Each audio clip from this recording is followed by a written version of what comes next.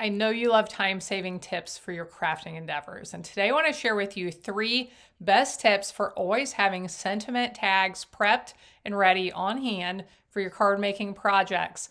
I love to have tags already ready, saves me so much time, and today I want to share with some of my best tips with you. I'm Anna Helman. I hope you'll stick around until the end when we'll chat about life. Let's get started.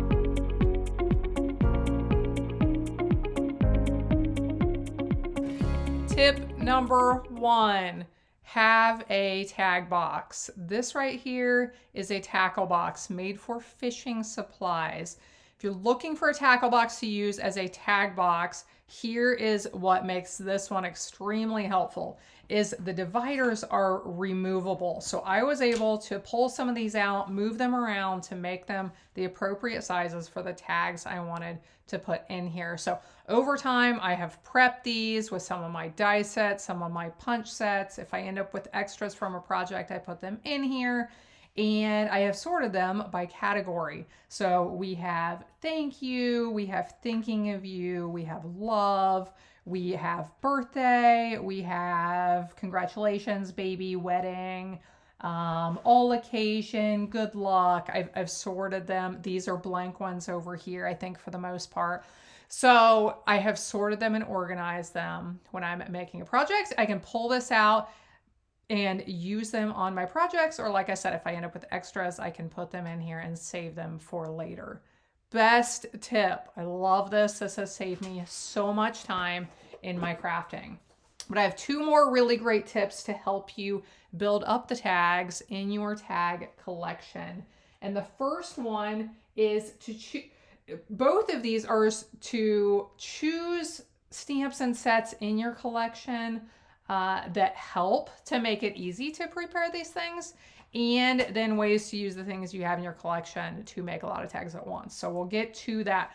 This set, I am so excited about a lot of these new products we had come out, more messages. We had a set like this several years ago. It was so popular, and I have to show you why. So it is one large stamp. I know when some people had received that last one, they thought, oh, well, I thought it was going to be a lot of different ones. Can I cut it apart? And I said, don't cut it apart till you see how it works, because you're going to love it. Don't cut it apart. Okay. Stamp the whole thing here. Now, just for fun, we're doing this on the fly. We're going to see how this goes. Okay. Just for fun, we're going to do a second one of these. You can stamp these with a large F block if you want to. I am using my platform just because it makes it a little bit easier. Okay, so I've stamped this twice. I'm going to scoot this out of the way and bring my die cutting machine in here. So that die that we saw, it coordinates with this whole thing. This is amazing, right? This was life-changing when I was introduced to this. Now my next tip will be one you can use with products you already have in your collection, so stick around and listen to that one. Now for this, I need to make sure that my paper is exactly on top of each other, because I use my stamping platform.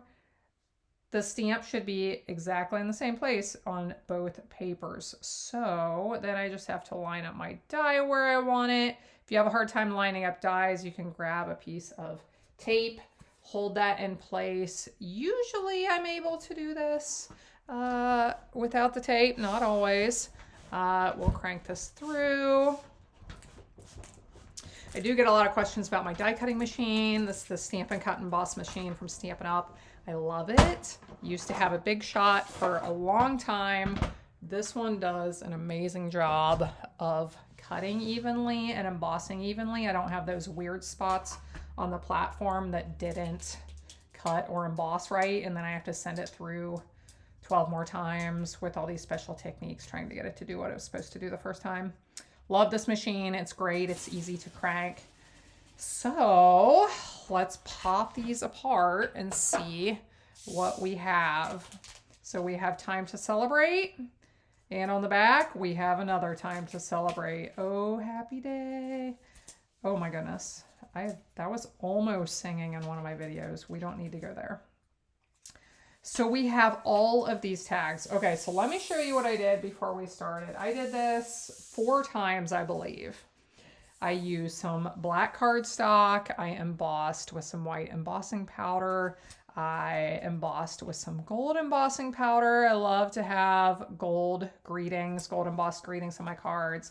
I did the blues. I stamped these lovely ones.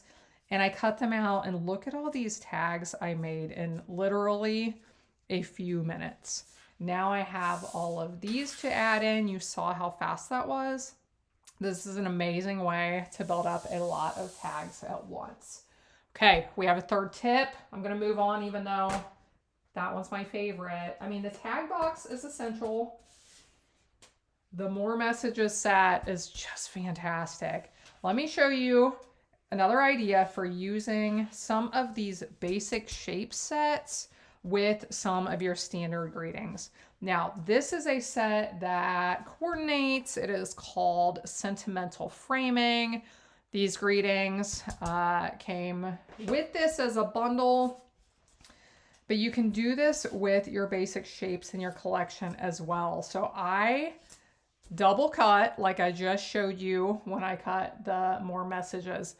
Now, your die cutting machine may not cut through 2 pieces of paper at once. If it has a really tight fit, don't ever force your machine if it doesn't want to crank through, but mine cuts through 2 layers quite well. So I put 2 blank pieces of white cardstock in my machine. I was able to fit all of these dies on the platform at one time, crank it through at one time with 2 pieces of paper. I ended up with all of these tags, and they were plain white at the time. I had not done any stamping yet. And then, so what you can do is you can either store plain tags in your tag box if you want to.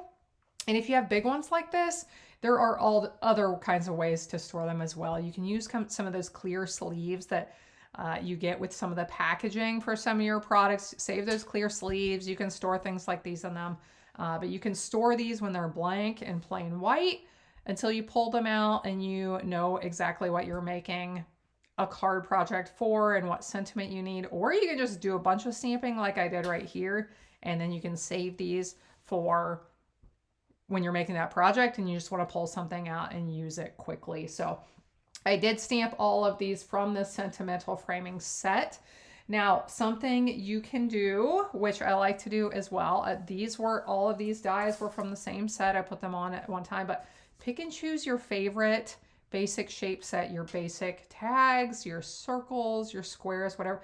Pick and choose your favorites from different sets. You can put them all on your platform at one time, put your paper down, put those favorite dies on here at one time, crank it through, and you get a whole bunch at one time. I hope these tips I've shared today can help to save you a little bit of time so that you have more time to do the fun parts and the creative parts of your crafting. So at the end of my videos, we always chat about life. What are we going to talk about today? I want to talk about fitting in. I'm just guessing here. I don't know. But I'm guessing that most people feel like they have a hard time fitting in. Am I right? Or is it just me? It might just be me. It might just be me. I don't know. But here's what I've realized in the last few years.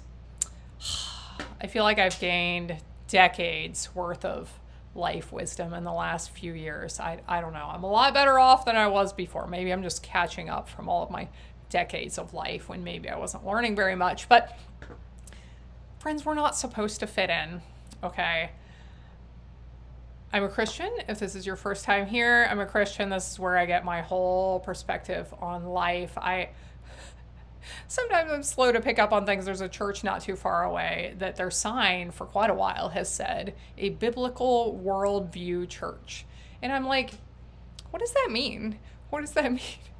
Oh, right. Biblical worldview, like the way I look at the world and interpret the world and everything happening around me is through my belief in the Bible or something. Anyway, there was my definition. So that's how I interpret the world. That's how I've started interpreting nearly everything just here in the last few years. I didn't really do a lot of this before that. We won't talk about that right now. But anyway, so as I finished reading through the Bible for the first time this past November.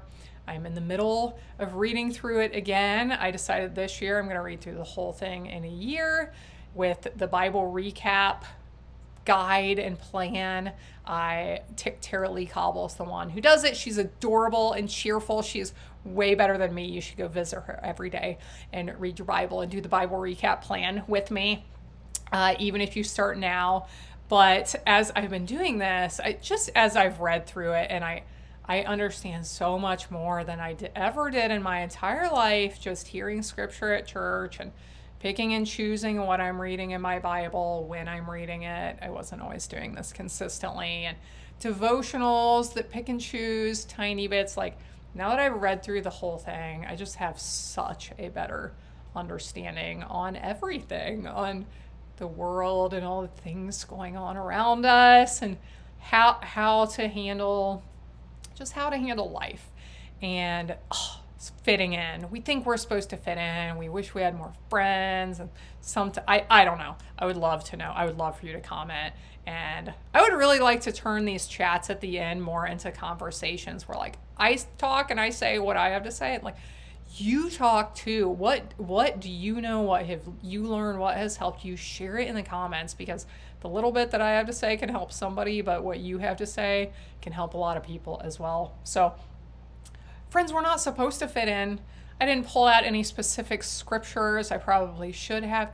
We are not supposed to fit in this world. When I started looking around a few years ago, I'm like, I don't like this place one bit. I do not belong here. And then I realized, oh, my Bible tells me that. Like, yeah, I was that naive. I didn't know that. Like, this is not my home. And now that I know that this isn't supposed to be and I'm not really supposed to like it here, it makes me feel a little bit better. It helps me to be able to be more positive about my time in this place and what I'm supposed to do here and how I'm supposed to feel about it. But I think, so we're raising children. We have 2 kids still in school, 2 kids recently out of school. And, like, with raising children, it's like, how do we equip them to not feel the need to fit in with those around them? Because when we just blend in with what is going on in the world around us, friends, that means we're going to head. Where are we headed? We're headed the same place all of them out there are, and that's not where I want to go when I'm done on this earth. I don't know about you. But if you feel alone, if you feel like you wish you had more friends, you wished you fit in or whatever, I just encourage you today. We are not supposed to fit in here. We are not. If you are a believer, I know so many of you are who watch along here. If you are looking for hope today and you're looking for light in this dark and questionable world that we never know what to expect from, friends, there is hope.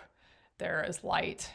There is a better way. There is a person who came and died on the cross for you. His name was Jesus. And if you want to know more about him, I encourage you to find a biblical worldview, good church. They're not all good out there. They're not all created equally. And if you've had a bad experience with the church, I encourage you to pray about it, that God leads you to a better one. That's a topic for another day too. I just never know what I'm going to say. When I felt like God was telling me I was supposed to have these life chats at the end, and I was like, okay, God, you want me to do this, and I don't want to do this, but I don't have time to prepare a sermon. I don't have time to prepare this. So some days I get done with these talks and I'm like, I did not even talk about what I thought I was going to talk about. Or I'm like, I didn't say the things that I thought were more important, but I just trust that the Lord is putting the words in my mouth to speak to someone today to help you with something. Friends, we're not supposed to fit in. you're better than that. You're better than fitting in with the world around you. I appreciate you. I hope you have a blessed day, and I hope you'll be back again next time when I'll be here helping you to handmake with love.